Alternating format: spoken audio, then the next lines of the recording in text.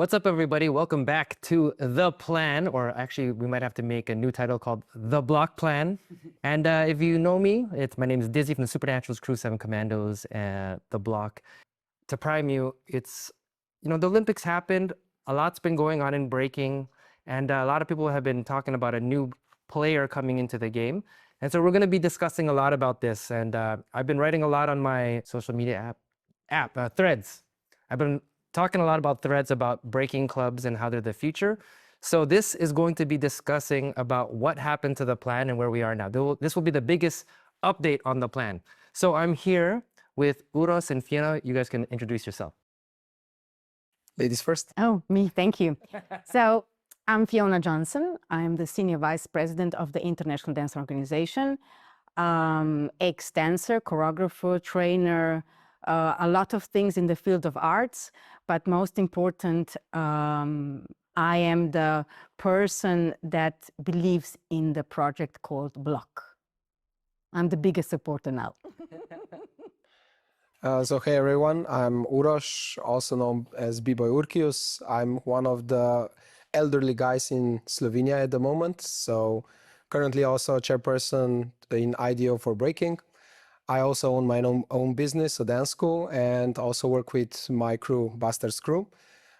So I'm on the scene for the last 20 years or so, and giving my all to also BLOC. Awesome. And you're also a B-boy from back. Yes, true. So I think people need to know that. Okay, cool. So we have a couple of questions that have been prepared in advance. And so one thing that people have always been asking me is like, how did we actually meet? Like how did you meet IDO and how did that happen? So I always tell them that it always goes back to actually, I met you first before. So let's talk about how did we meet? What do you remember? So I remember that we were going to the competition in Salzburg, Pepsi Circle Industries, with my younger guys. They were competing. They were already established in Slovenia, and we wanted more. So we went for the 2 versus 2. And I remember before going there, Dyzee is going to host a workshop. And I was already learning the hour system, already trying to get as much information as I can. So when we got to the competition, we took your workshop. And I don't know if you remember, after the workshop, we talked like for, I think, 30 minutes behind on the corridors where everybody was running around. Mm-hmm. I remember also, I think Lil G had the workshop the same day. Mm-hmm. And he was having workshop with the kids. And I just took a little bit of your time discussing how this works, how this goes. Mm-hmm. And I know you won also that event after that.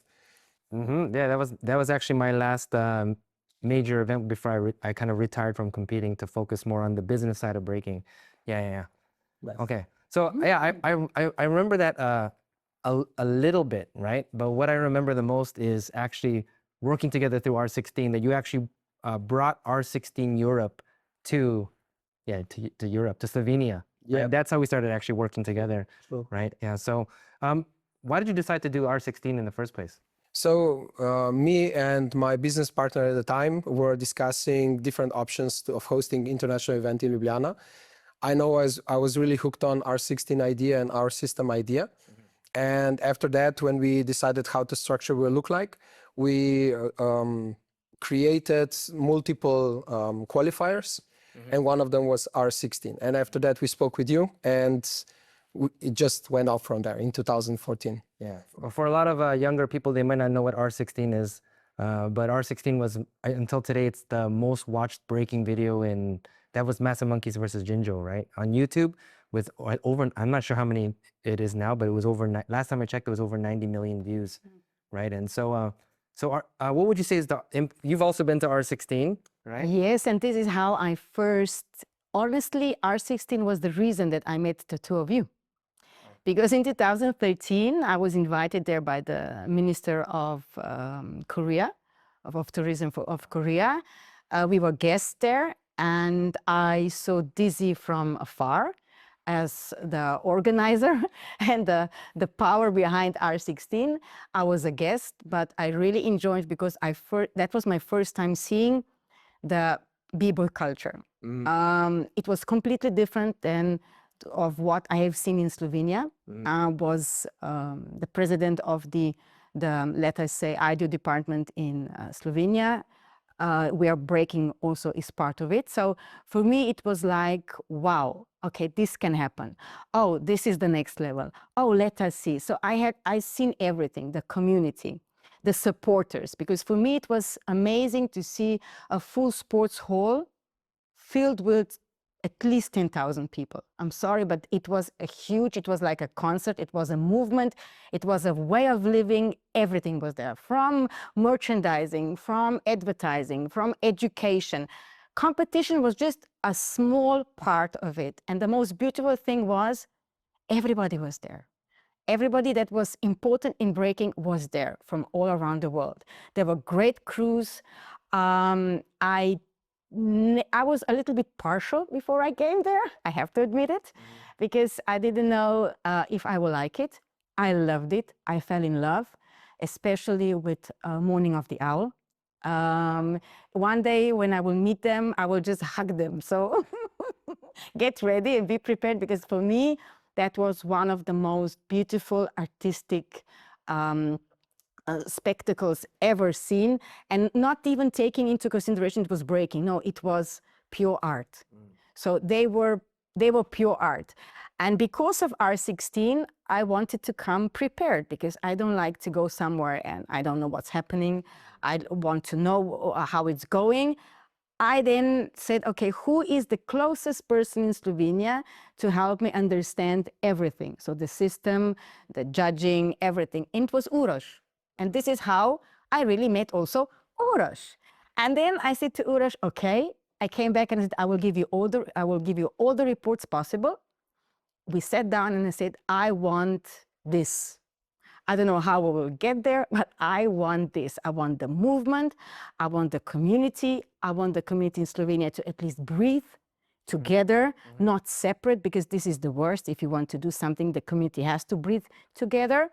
And this is how we started. And then in What year was this? 2013 and 2014, he had the first R16 competition. And then our paths went a little bit separate, because I was working a little bit more on my career in sports politics on an international level. But I was still in Slovenia involved very much. And then it just, all the puzzles fell into place. We met and we said, this is now the right time to do something in Slovenia. And then also the puzzle of Dyzee name was there. So I said, okay, let us see. And now the three of us are sitting at the same table. Awesome. Yeah, I'm just thinking that when you were building your part, I know we changed locations because we had a little bit trouble in our rent and everything. And then we found this place that we're in at the moment. And we were building, I think, like you said, your part, we were building our part. And after that, I think everything just started to combine when we finished our structures. Wow. So then R16 is what kind of brought us together. Yeah. For sure. Yeah. For sure. Definitely. Go ahead. Sorry. Yeah, I mean, the thing is, from the moment I saw R16 and our system, it was something that made sense to me, because I was teaching then, I don't know how many years already, and I knew I had some problems teaching because there was no structure. I went to a lot of workshops, a lot of B-boys, I talked to a lot of crews, and each had their own way of doing things. However, our system and R16 made it so anybody can be their best version in breaking, in the values and ideas they have. So it kind of made sense that it will bring different people together, not just one style of B-boys or one style of organizers or anything like that. What would you say is like the impact of R16, or what would that be to you? So the idea was that we create a scene that people see it. And R16, since I was already watching it from afar, was a perfect candidate to be put into place, because it was underground, yet I think we talked about upper ground yesterday, right? Overground. Yeah. And it was joining those together, because when you were talking about, I think this was later on, but it made sense at the time, about the fans, about the superheroes, about the focus on b-boying as it is what it is. R16 had the model to support everything with a lot of guidance from you and from the team. And also for the b-boys coming in to understand what's going on. So it was connecting it in a no gray zone. It was really safe bet to put for the b-boys and b-girls. Yeah, with R16, that was like I feel like it was like for a lot of people, what they tell me is that it was like a hope for the breaking culture and the direction we were going. And a lot of people don't know that it was kind of modeled after the Olympics, right? That's the reason why when I came in with the system, it actually saved R16 from being just a cultural event, because the government was like, this is the direction that we think breaking should go, right? Like more professional, until like, and I received a lot of backlash from people who wanted to keep breaking very street and underground, but I saw that breaking will be going to the Olympics. I didn't think it was going to be this soon, that it was going to actually happen, but yeah, this is the direction that it went, right? So yeah, and it was then for a lot of people who are watching this who might not know about R16, but yeah, it was like one of the biggest events, right? Like it was probably the biggest event, the most cherished event, that when it died, right? When it lost its funding, because of political reasons that it lost its funding, yeah, it was heartbreaking for me, because that was my job. I wasn't the person I wasn't the boss, even though people looked at me as the face of it. Actually, I was just I was hired by my friends who had the company that started R16, and I was just there to they just trusted me to implement all my ideas and everything, and they just supported me 100%, right? So when it was gone, I think it affected the breaking scene a lot, would you say? Yeah, I would say so. Yeah. For sure. Even I am not a big girl, but I will tell you, yes, it did. Yeah. It made few steps back. It was a milestone for us, because we were not just we were also in Italian. We went there, I think one more, and it always had the level, it always had hope for going there. You were getting what you're getting. It was really a fair system. Yeah. And also the R16 brand was really hopeful, like Battle of the Year brand. Yeah. It was something special. Yeah, when R16 ended, it was really devastating for me, because obviously that was my job, right? But then I was thinking, what's next now, and what's next for me, and so I was like in this place where I was still traveling around the world, even though there was no more R16, and I was still judging competitions, and I was like, what am I going to do next? And that led to what I call the plan, right? Because one night I had this dream, because of traveling through R16 and seeing the whole world, how every breakers or crews have their own kind of hustle, right? I realized that, like from a dream, that if I take all those different types of hustles and bring them into one venue, and everything that I learned from R16, from working with the governments, working with marketing and all these things, that a crew can actually survive and live. And that's why I said, okay, I started vlogging about the plan. So did you hear about the plan? Through Uros, yes. Through Uros? Okay, so for people who don't know, I want your perspective of your introduction to the plan. Yeah. Oh, don't put me under the light. No, I mean, what did you think? Like, when did you see it? Yeah, what do you think? When I started watching it, it was like, okay, there is so much more. There is like, because if you're from the breaking scene, you have certain aspects, you have certain vision, you have certain way of doing things, you have certain fallouts, maybe you have a lot of stuff. But what you don't have, at least not in our community, was a business proposal, a version where we as one of the generations can build something for the next generation, make it a business, and also make it a proper business, not just do it in a version that fits us. So when you were talking about, I don't know which version was it, when there was arena and you were showing some of the plans and explaining the battle place. For me, it was, okay, so this can be actually so much more expanded, so bigger, right? And the whole plan for me, it was, okay, that's somewhere we're gonna go someday. This is gonna be someday. I'm not sure our scene is ready for it, but I think the guys that I work now from our scene already feel like they would like to be part of something as big as that. So I think plan made it so that we are more connected if it were ever to be realized in a scale that we were explaining. Yeah. When it will be realized. Well, yeah, I think it's gonna get upgraded. So Well, for a lot of people that don't know what the plan was, it was this dream that breaking can become like the FIFA right? Like so much of FIFA or NBA, like a super sport based on teams representing cities battling each other. And if you were following the plan, you would see that the team that I worked with was Dream Runners. And Dream Runners, they started to battle city by city and started garnering tons of fans.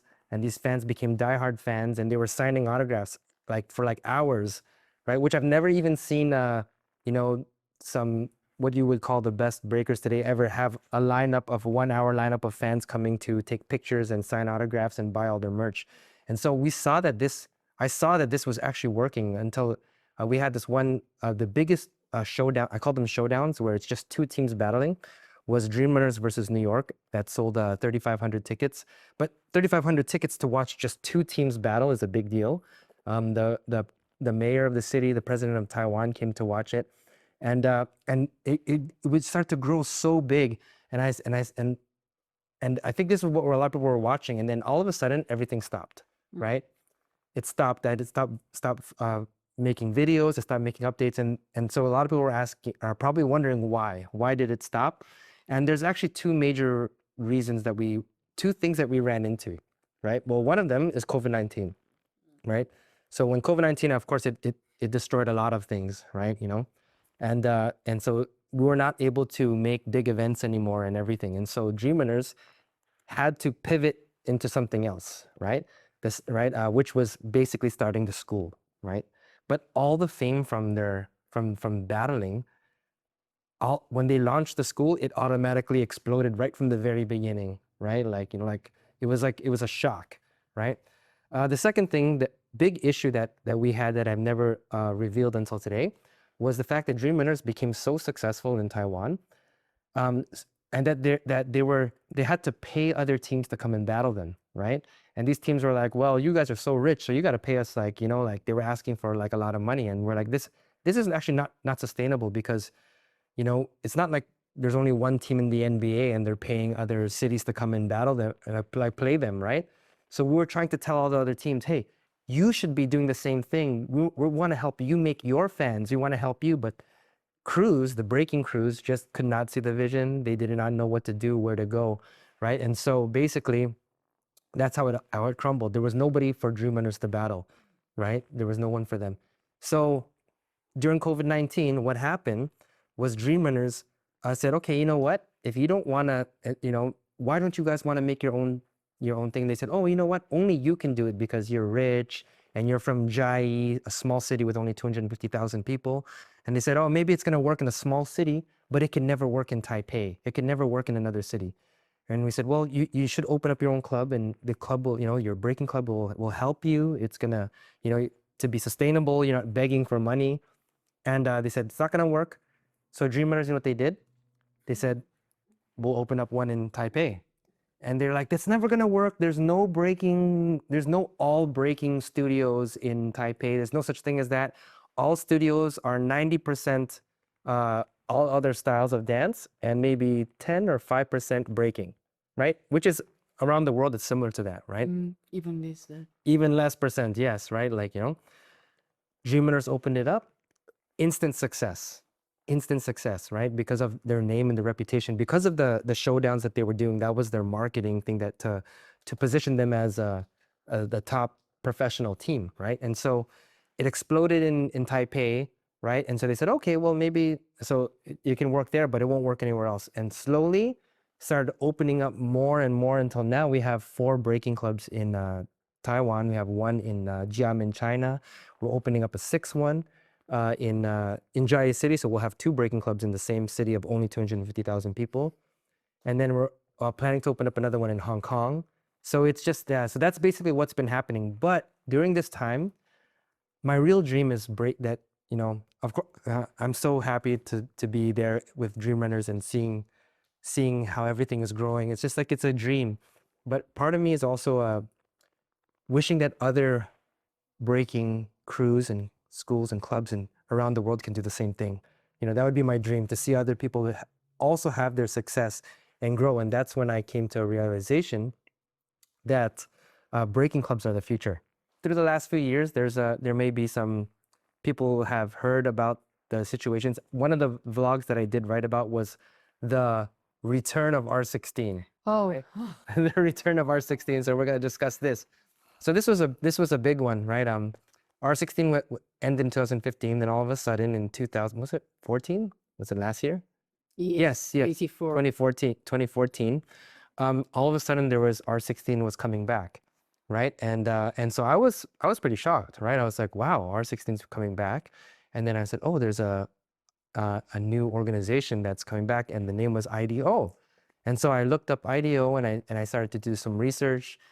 I reached out on social media to the organizers, and they asked me, "Are you an organizer? Are you something?" And I was just saying, "Hey, I just wanted to, help you. I can actually help you in some ways, or give you some advice or something, since I've been, But they didn't really get back to me, and so I said, "Okay, whatever." And so that was the first interaction of IDO, right? And so I made a vlog about that. But what I didn't do that back in the day, right, when I was young Dyzee, I would have probably most likely been like, "Hey, who are you?" Like this is the b-boy way, right? Like, growing up and maturing a little bit, I've learned a lot about the b-boy way is not always the best way, right? Like in the dance floor, it is the right way when you're battling on the dance floor, but outside, approaching things like a b-boy outside of breaking is probably not the right way, right? And so I burned a lot of bridges in the past, and I'm sure a lot of people who are watching this, who may be watching this, might say, "Oh yeah, I know that very well."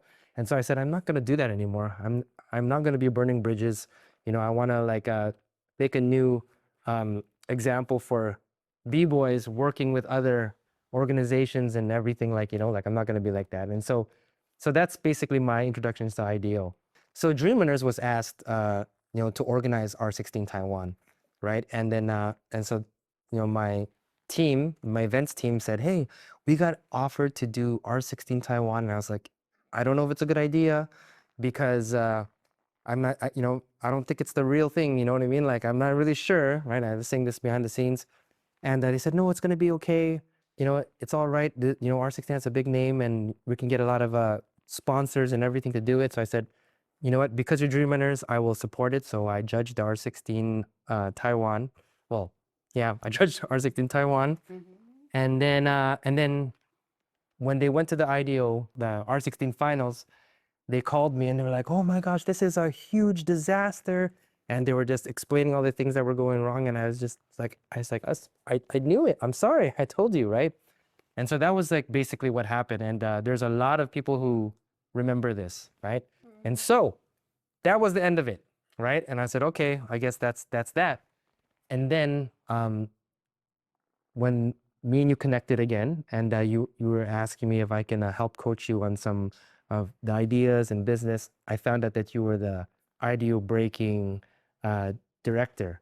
At the moment, I wasn't, but I was working with the boards that were. Yes. I also tried as much as I can help with breaking. Yes. Funny you should say, when IDEO R16 came out, the first call was to Fiona. I was like, "Is this legit?" She was like, "No." no. Okay. So I just dropped the line and that's it.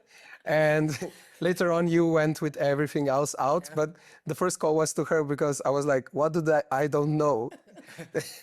In a way, I got the feeling that the same as I don't know. But she'll explain it probably better, a lot better. Yeah. Oh yeah. So yeah, because I was talking to you and I was just, but I never once said anything, right? Like, oh, like this is like, I was just like, "Oh, you're working with IDEO, and that's nice." And so we were just discussing, and you were asking me some things to pitch, and I was helping you out, and then that's how it led to, "Hey, we should have a meeting with IDEO." And so Yeah, I think it just went. Yeah, it just started slowly, and then when we first met, and then it was in my mind about R16, right? I remember your first question. So I was like, so I said, So what about R16? Oh God. I couldn't, let me just say, I was so shocked. Like, nothing could have prepared me for what you told me that day. So there's going to be a lot of people, this is going to be the part that's going to go viral in the breaking scene, is discussing, if you can elaborate on what happened with IDEO R16, the IDEO R16 thing. Okay, if you were surprised and then Uroš was surprised, now imagine my surprise when I received different messages from Asia regarding R16 and IDO. And I said, okay, I am the person responsible for all the competitions all around the world, and I don't know anything. So I was very nice and politely asking, I said, I don't know what you are talking about. Can you please send me some documentation? And then I received a diploma. I received a copy of a contract. I received so many things that I sat down and I said, okay, we need to do something. This is really, really wrong. First of all, IDEO was never a host, never the organizer, and didn't have a clue that this was happening. Even though our logo, brand, titles, even the signature of our previous president was used, we didn't know anything. It wasn't approved. In the contracts, we are written as hosts. We didn't know about it. We didn't know anything. So that was my first time in contact with somebody that is a scammer. I cannot say anything else. It's a scammer. It was the biggest possible and best scam ever. I was in shock because, first of all, this was a person we knew, but he wasn't anything officially connected with the IDEO at that time. So we already knew that something fishy was going on. So my role in 2023, end of 2023, became into investigating and developing Asian market. So I went, I've seen, I talked, it was, normal. And then when this came out with the signature that was not our signatures, So with the logos. the president did not. No, sign. no. So it was a forged signature. It was a forged signature on the diploma. The old logo was used. Even not, they didn't even do a good homework because they used the old logo instead of the new one, but still, okay. Then IDEO Korea, that doesn't exist. IDEO Korea is a non-existing organization. We have a member that's called Korean Arts and Dance Organizations. They are the good member, but they have nothing to do with IDEO Korea. Then there was, before it was KADO. Even that is not IDEO Korea. So we didn't have IDEO Korea as a member. But these people were part of IDEO in the past.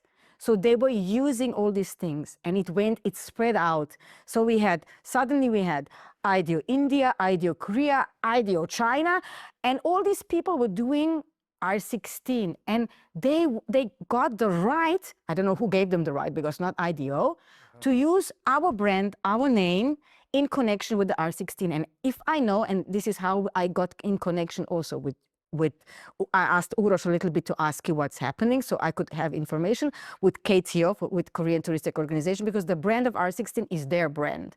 That's their legal brand. So a tourism organization. And I informed immediately. I said, no, sorry, this is not us. This is not happening. It's a scam. So they were in panic. We were all in a way of, it really doesn't look nice. It's not our level of competition. Somebody is using your name in an area you're not known, and you want to develop something. You already come and you have the worst possible name. And I said, okay, this needs to be stopped. So we made a very public announcement. It was expelling, and really, honestly, I do not want that person to be ever part of IDEO again. We sent to all our members, this was not our project. We informed them. Maybe we were not very aggressive because we still were polite. We tried to be polite, but maybe we shouldn't be. We mediated certain things. So the KTO, and there were too many players inside just to go into war, like you said before. Yeah. Yes, I'm also a very temperament person, but sometimes you have to you have to make 2 steps back just to say, okay, now this is the dance industry. You cannot damage it. You have to maintain it. Okay, if you inform people slowly, maybe they will understand. Maybe they don't want to understand, but still you're trying something. So in all my life, I never had this experience. I don't want to have this experience, but it happened. It happened. No, it wasn't an IDEO project. No. It hasn't had an IDO approval. All the contracts running around Asia were never, ever even official contracts from the IDO, because this was all there, stamped, used, abused. So for me, I apologize, even though IDO is not to blame, but I apologize to everyone that was damaged and that connected R16 with IDO, because from my side, my biggest respect to R16, and I would never do that. And Dyzee, now I think you know me a little bit better. You know that I would never go that way, in that way. So Yes, no, that's a very short version of everything. So I just, to summarize exactly what happened, somebody used the IDO, forging the signature of the president, taking the old logos to create a document to get the license for R16, then organized R16 to get as much money, government funding, everything that they can, did the worst event, charged everybody, even the people who won came and got charged, gave no prizes, 0 prize money, took all of that and disappeared. Totally robbed, breaking the culture, not just breaking, there was like locking, there was all these other things, and just robbed everybody.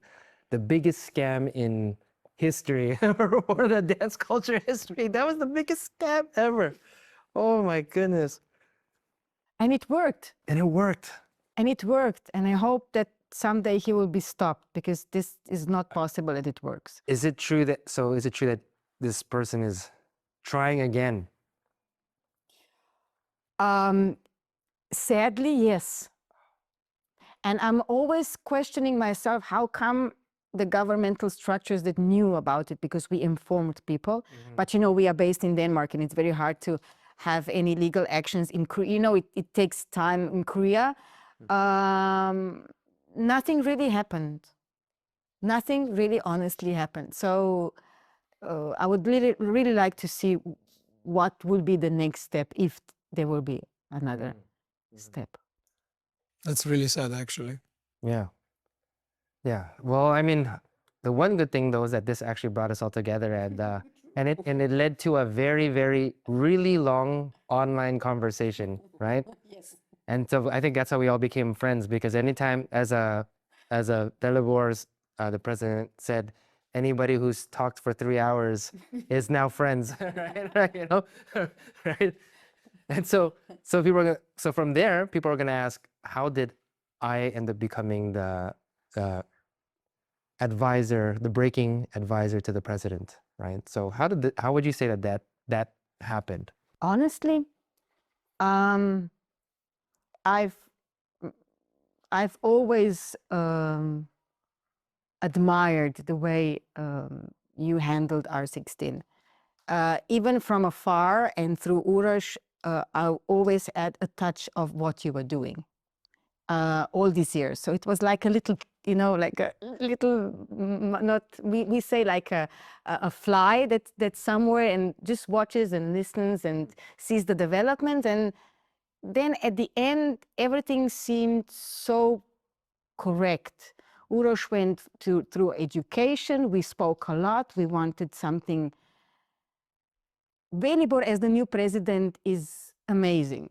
I rarely say things, but when I say something, it means it's the truth, how I feel it. He is amazing, and he could understand that we need something new in breaking. The way it was done at competitions, we were not satisfied. And with we, in the majority, I'm speaking about the people that I could have contact from the breaking community, us leading this thing. So we wanted something different, something new, the next level, but still not copying what is already going around. Because that for me was the most important thing. Let us see what we can do with where we are best. So we don't have a lot of, I always say we are the best possible, you know, boiling pot for all the young generations to become something. But becoming something are so many levels. They can be dancers, they can be teachers, they can be judges. They can all maybe just be the best supporters of dance. Because for me, this is the dance business in general. It's not only breaking, no, it's general. And if we will step in that and look like that, then it means we will develop something together. So breaking was really weak. And we wanted, it's like if somebody doesn't like their nose, they go and they make a plastic operation. So we wanted the plastic operation. Through Uroš, we said, I think this is the time. And like I said before, the puzzles, the time, everything was right. And I just said, Uroš, please, just try to make a meeting with Dyzee. If he will like us, he will. If not, nothing bad. Yeah. The worst thing that somebody can say is no. And what is no? It's just a word. Maybe it's not the right time, but just go. Or maybe you have to find somebody else that joins your vision, your plan. And in that way, that was the first step in which, from the idea side, we really wanted you, of course, of everything that we knew, to be part of this new team, new movement. And I think this is the biggest point. And I think you're forgetting one, but the thing is that we're always discussing is take the community into the projects. And I'm not qualified to bring what you're bringing to the table. And I want to bring as many B-boys and B-girls to the table, because I think all of us are trying to fight inside our own dance form. And I did my work, I did my stuff, I created my own business, but I know a lot of B-boys just stopped because there was nothing there. And with connection with IDEO and connection with our scene that trusted me to do this, I think we're building something for all of us. I think that's the main point that we're really trying to do, and not just trying anymore, we're actually doing it. So the connection of, I would say, adults in the room and connecting with all the organizers, vendors, and everybody else, just besides the main breaking scene, will bring something new to the table that will extend our life longer as breaking community. Yeah. And I think this was one of the main reasons why we went with also people that were fair enough and good enough, not just good enough, the best to do the things that we need in the community. Yeah. And from like one thing that when I look back to when we first had this conversation and we had the first meeting, and we talked a long time, and then we said, hey, let's have another meeting where I can give my plan, give an idea of how things should be. So I was writing this plan and I was thinking, it's either they're really not going to understand this whatsoever, right? Or they might be like, yeah, okay, we can give it a try, right? That's what I was thinking, those two options. But when I gave that the plan that we were like, wrote it, and the developer was like, this is exactly how it should be, right? To all the points. He's like, yes, of course the system should, be from the community. And yes, of course, it should work with breaking with clubs, because that's how it's done in IDEO too. And I was just like, it just was so perfect. I was like, someone actually gets what I've been talking about in my ideas, because I've talked to other organizations, and even though I've tried to steer things into a way that there's a future for breaking, I learned that other organizations actually don't really care about the future of the dancers. For them, they're happy where things are, right? And my thing has always been answering the question, why can't breakers like B-boys and B-girls who really do this, really love this, or were the best in their city, best in their place, and have done so much, why can't we do this forever? Why are we always having to quit? And when life's responsibilities, why can't we do this? And so, yeah, this was the first time that someone was like, they thought on the same length. And so, yeah. And we understood. They understood. They actually understood my mind, because a lot of people say, I think too far into the future. So no. I actually think that if R16 would have survived, that would be the next logical step 5 years ago even.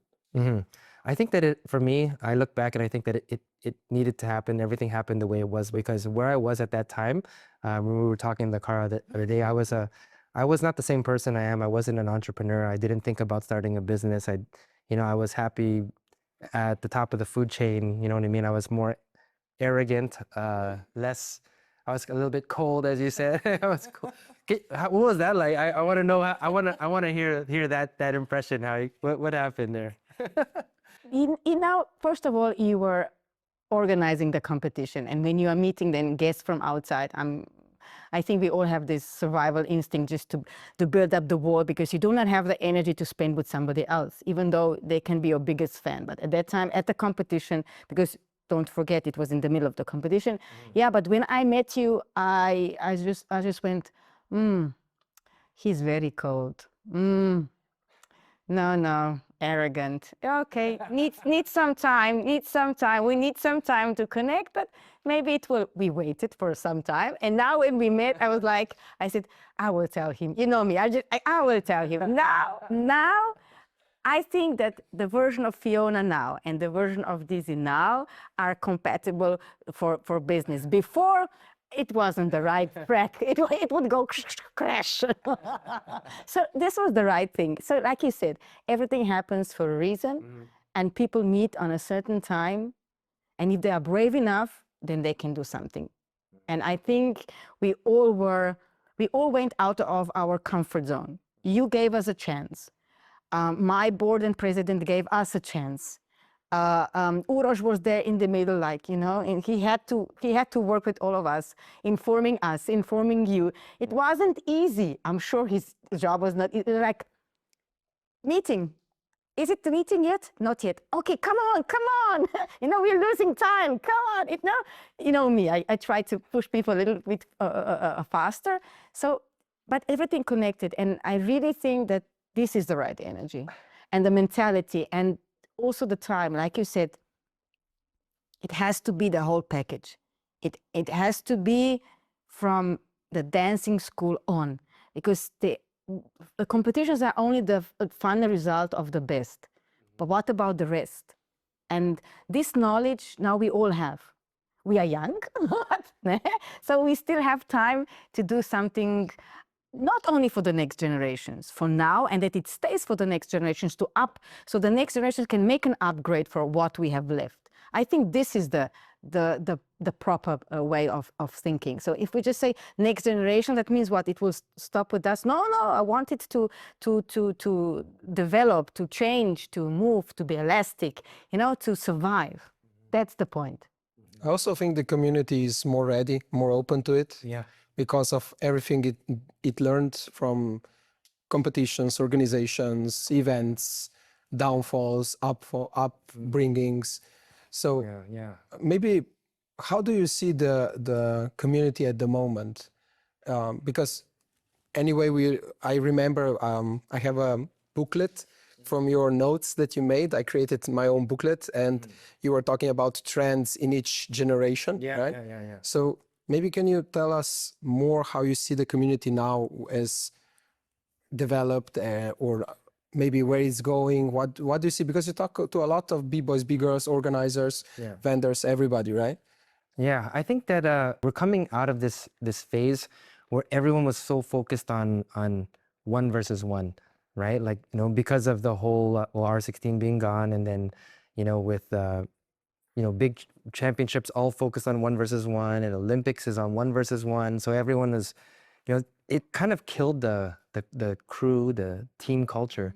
So you don't see like as many crew type battles or team battles that like back like R16, right? Like you don't see that anymore, right? Where you can watch the two teams battle and go, that was just phenomenal, right? We don't see that anymore, and we want to bring that back. And I think that we're always talking about how do we get that back, and now people are trying to bring that back. They're doing 5-on-5s, but the problem is that everyone's still battling in a one versus one kind of way, but just with 5 people, right? Like, or 4 or 5 people. There's team battles, but they're still doing long one versus one type of. Yeah, there is no law of battling anymore. It's just one goes. Yeah, one goes, and they're not really focusing on each other, and they're not really, you know. And so I was really thinking, how do we bring this back? How do we take it back to what it was like before? And I think that this block plan is the only way, right? Like the only ones that can do that is the new generation that we're raising in the correct way. And who's doing that, right? Only the schools, the studios, the clubs are the ones doing it, right? But these studios, schools, clubs that are bringing the next generation, they themselves need to be strengthened, right? They themselves are the ones that need to to take their business to another level so that they could do more, right? Like, you know, everyone's just, they're grinding. And what I've learned about these business owners, these breaking club owners, is that, you know, they're not doing it to be rich. No one says, oh, I'm going to open up a breaking school to be rich, or, you know, or like, this is going to be awesome, right? Like, they're doing it because they want to, you know, they're doing it for the culture, right? They want to keep breaking alive, right? And so now what we have to do is unite these type of people. It's like a new generation. And the difference with this is that we're no longer, we're not going to the general scene and saying, hey, you have to do it our way. We're uniting the people that are, the clubs that are already in some way alone and isolated, and we're bringing all of these breaking schools and clubs and studios, which have popped up all around the world together. Actually, this is kind of a funny story, actually, as well. So you asked me to present the project to the Presidium, right? And they need to have the final vote, right? And so I was like, okay. But the thing is, every time we did these meetings, they were like 2 hours or whatever, right? And so they were like, so you were like, okay, you're gonna have to do this, but it has to be like 30 minutes, right?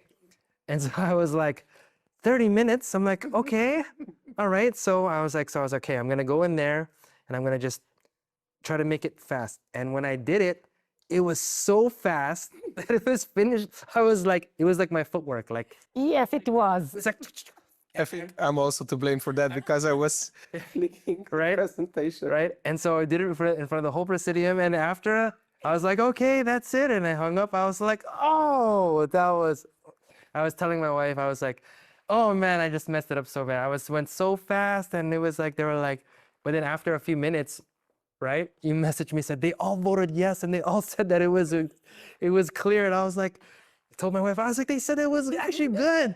And she's like, how many B-boys probably presented for them? And they were like, they did not understand a single thing. They're probably like, for once, someone, it makes actual sense, right? So they approved the plan. I was like, man.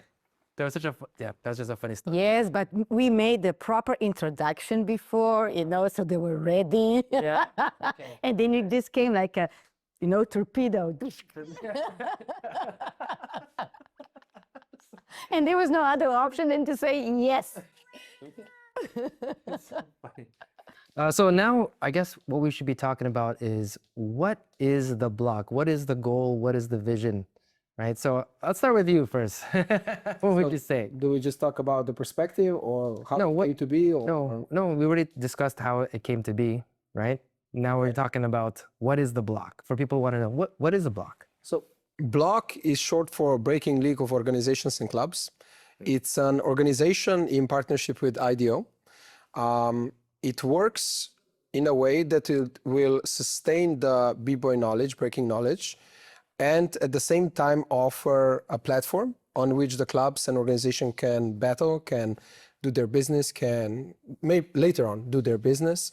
And it will be a platform that will be first seen on the World Championship in October. So the new thing that I think BLOC is offering at the moment is the conference. So this was a really good idea from your side, that we create a meeting place for breakers, clubs, vendors, sponsors, promoters, donators, where they can talk about the future of breaking and also cement the idea that we're bringing to the table with the BLOC. At least this is my opinion, the short version of the everything. From my perspective, this is one of the best possible cooperations. IDO sees BLOC as a partner, equal partner. It sees the only opportunity in which the community can really have its own voice without the interference of an international organization saying, you must do this, this is the way. No, I think here we are partners, really partners, in which we say, okay, we will help you structure things because maybe we are a little bit more structured, but you are here with the knowledge. We don't have this knowledge, so we would like that this knowledge and this structure can cooperate and live together. So it's not taking over something. That was never the plan, and you know it. And it is the way that we have now the path. It's like one track and second track, and our results will be the train, and on the train we will go. It has to be in that way. We cannot tell a community that has been on earth for so long, you need to do it. No, there are so many ways of doing it. So we would like to accept the way of doing it, whatever form it will be, and it will come from the breaking community. And then we will say, okay, we have the platform here, we have the World Championship title, you have the platform for, like you said, for business, for competitions, for everything. So for me, this is a cooperation. Yeah, this is actually one of the biggest things that really made me see IDEO as a trustworthy partner, because one of the biggest things that we've been discussing in the community, the breaking community, is the need for our own international breaking organization. Everyone says that, but the problem is we don't know what to do. Like, we have no idea, right?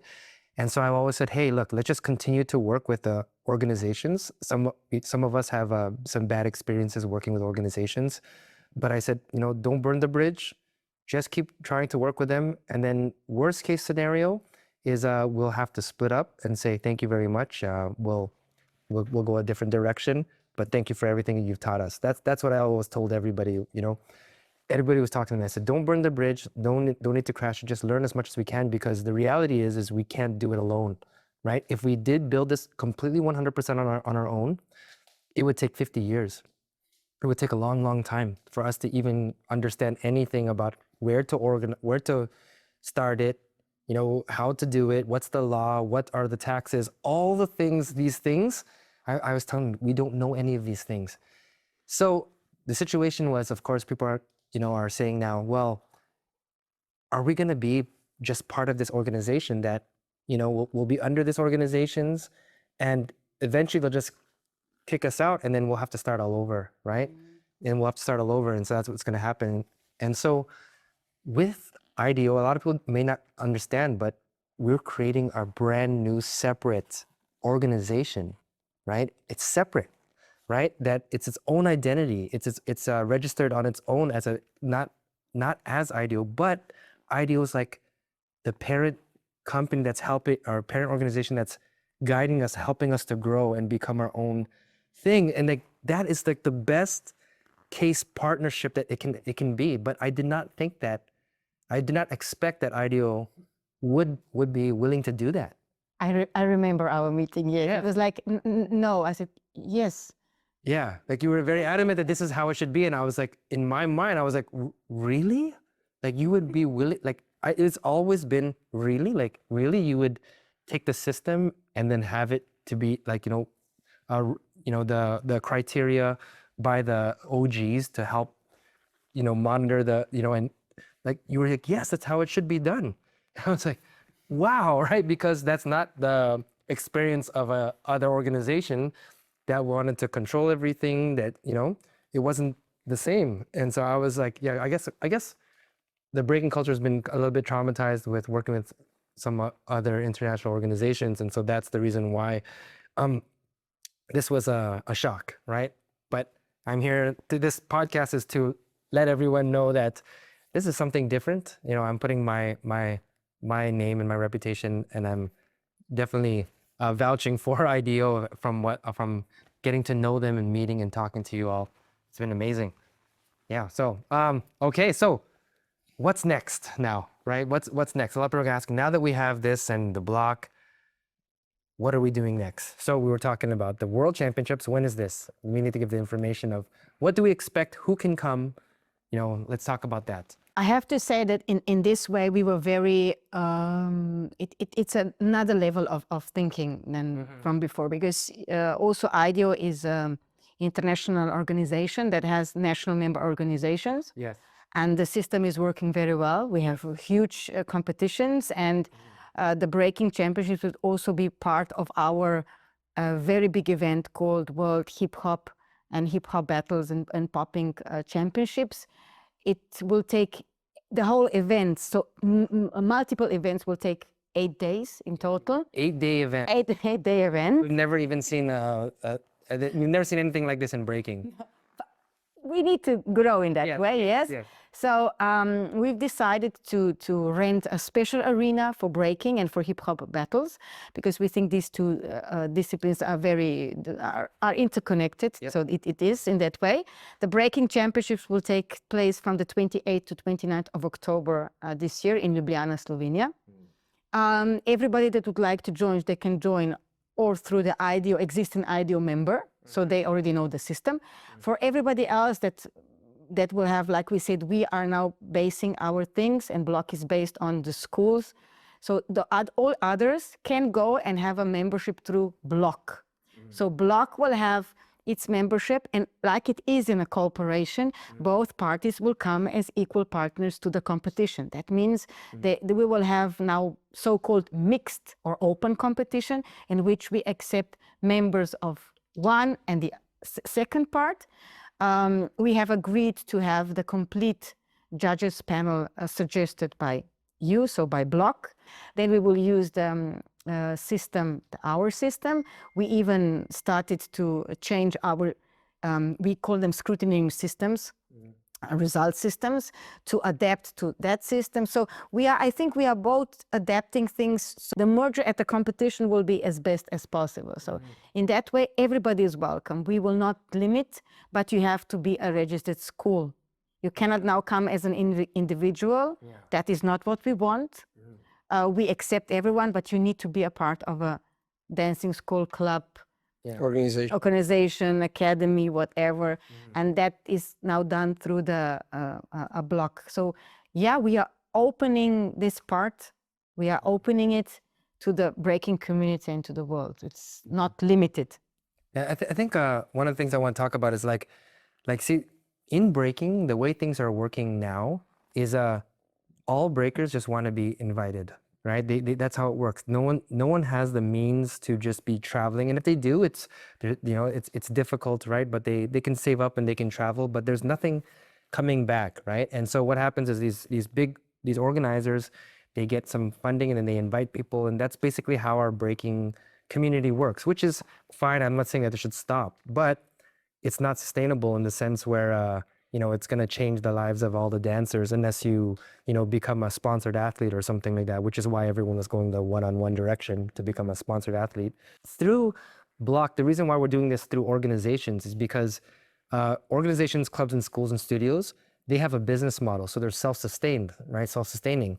And so when they send a member, right, and that member comes and competes and they do well, and they bring back a title, right, from whichever category they're in, that brings back great marketing and for that school, that studio, and that helps to bring more people to the business. It benefits the club or the organization and stuff, and so that's basically why we're doing things this way, because there's a sustainability that's actually possible for it to grow, right? Yeah. This is something that was very interesting for me, right? When I learned a lot about this, and and I think a lot of people don't know. So for people who don't really know IDEO, they have only seen IDEO. They might know a bit about IDEO competitions, and they've seen how it's very different from how the breaking culture organizes their events. Like it's a lot different, and some would say that it's separate. It's kind of separated, right? You have to be part of the IDEO memberships to join. Yes, you have to be a part of the national member organization, of course. Yeah. And if we compare this, for me, it's not comparable, but you can compare the underground and the upper ground. Yeah, overground. Overground, it's very different, because underground means you come, everybody can come, it's open, there are no limitations. Here, you have a certain way of structure. So it means, you know, dancing school is a member of a national organization. National organization is a nonprofit organization, member of IDEO, that's also a nonprofit organization. So these are certain things. But for me, the most important is that here, like in breaking, you have a community. We also have a dance community, and we need to take care. And the head is always taking care that the dancing schools have enough job to survive. Otherwise, if this is going wrong, this will go wrong also. So this vertical has to be very clear. So we know what we need to do for the dancing schools to survive, and that's why that's what you're speaking. For us, this was normal way. And for you, it was like, whoa, it's different. Yes. But on the other side, yes, there is a limitation because you have to be a member of a member. But it also is loyalty. So if somebody is part of Slovenian Dance Federation and I need to take care of them, this is what I see. So you need to take care of them, of their business. Otherwise, nobody has a business. It's closed, it's empty, it's gone. So yes, we cannot work on one-on-one, but that is also something beautiful. I like to go and see underground competitions. I really do. But it's a different world. Yes. So these are two separate worlds, and I think it should be like that. Yeah. It should be. Where we can meet, we will cooperate. Where we cannot, nothing bad. Yeah. We have to continue. So for me, BLOC is honestly another option for breaking. Yes. It is another option. You just choose, okay, this is option 1 and this is option 2. Okay, this is maybe for one-on-one and adults and professionals. Okay, oh, here we have now the young generation, talking about kids, talking about youth, talking about, you know, young adults. So why not? Both worlds have to succeed. Why? If we do not have enough dancers here, how can we have great dancers there? We know it. It's the number that then throws out, together with quality, of course, that throws out then the exceptional dancer that is the superhero. So I see it in that way. So that explains why it's been relatively separated from the underground, right? Like why it's been separate. That explains that's a good reason why. But another question might be now, but why are you doing breaking, right? Like, you know, if you're not with the, right? Like there's been breaking, like, you know, like, and why are you doing, why breaking when it's, obviously all the, a lot of people who look into IDEO can see how big all the other things are, but breaking is so small compared to everything else in IDEO, right? We would say it's a... It's the same way as why do the Olympics do the horse riding? You know? Because that was one of the first dance disciplines that were part of the IDEO. One of the first. And so so breaking was one of the first disciplines by IDEO.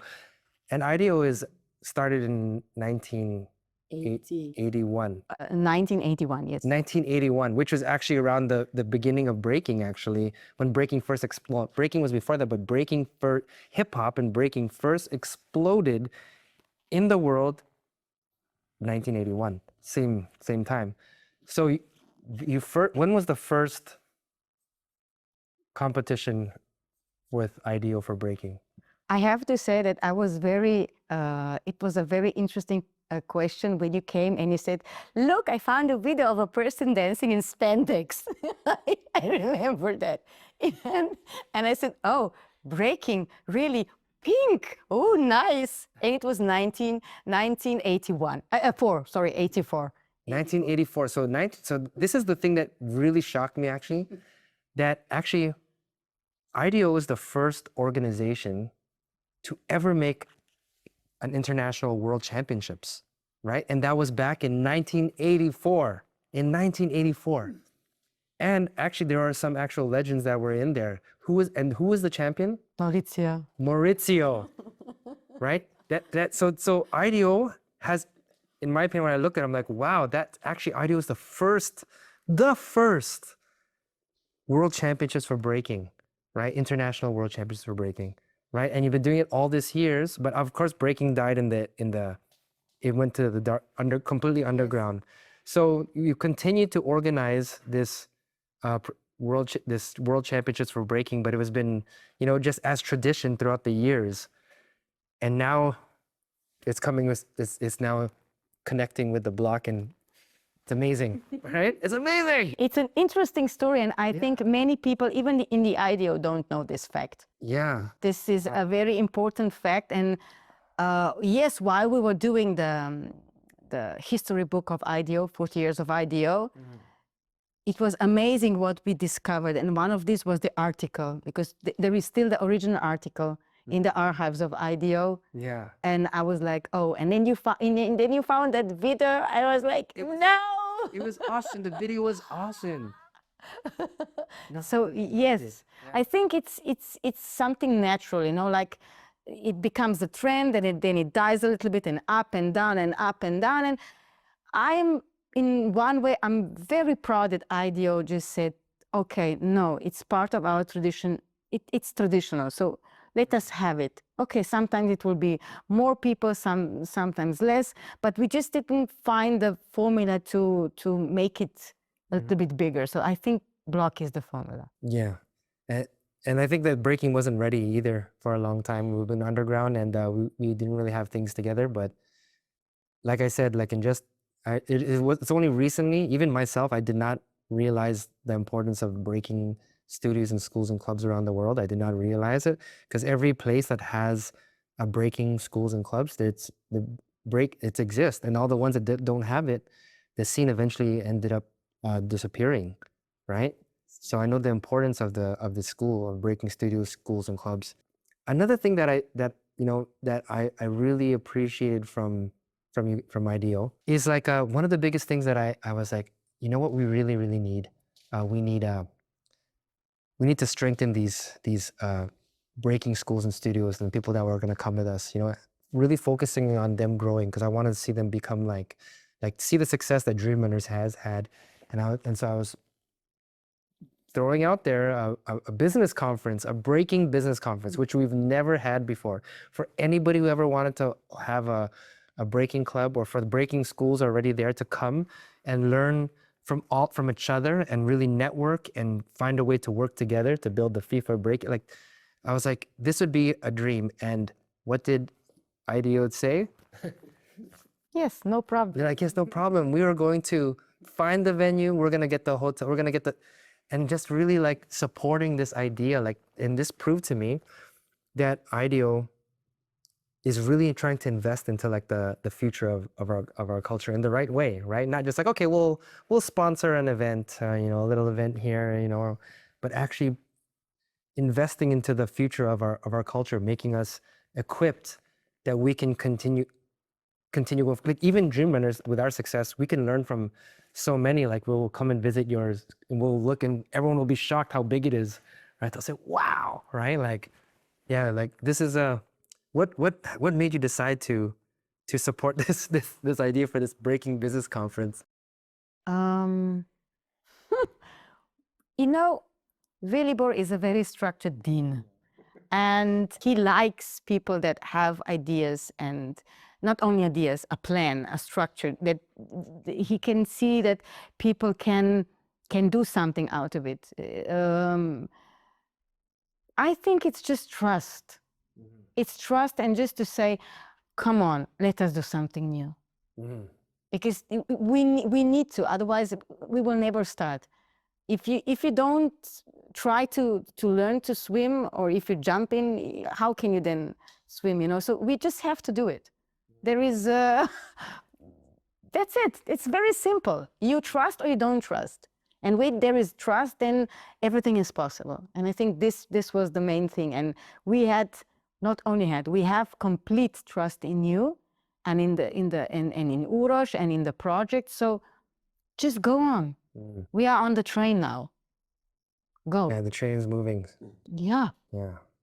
Do you have any final words that you can say to the breaking scene, or anyone else, or outside of the breaking scene, or people who are watching? Maybe when when you're thinking about the future and the future of people connected to breaking in your scene, try to think how to find people that will help you bring the scene to the maximum.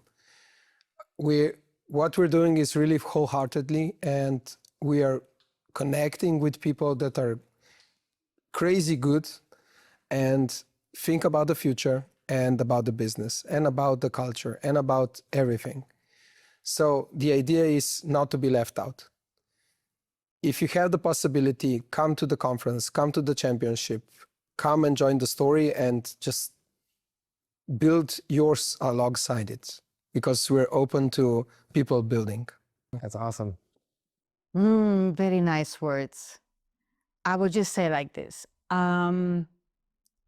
Trust, believe, and if you're afraid of anything, just please, there is nothing to be afraid. There are people standing, and the breaking community finally has a start to be something really great as it deserves to be. Awesome. And for me is, if everyone who knows me out there, if you're following this and you're watching this, is because you've followed me from some time and you're wondering what's next. This is a chance to be part of it. We invite you all to come to Slovenia on October 27 to 29. One of those days is the Breaking Business Conference.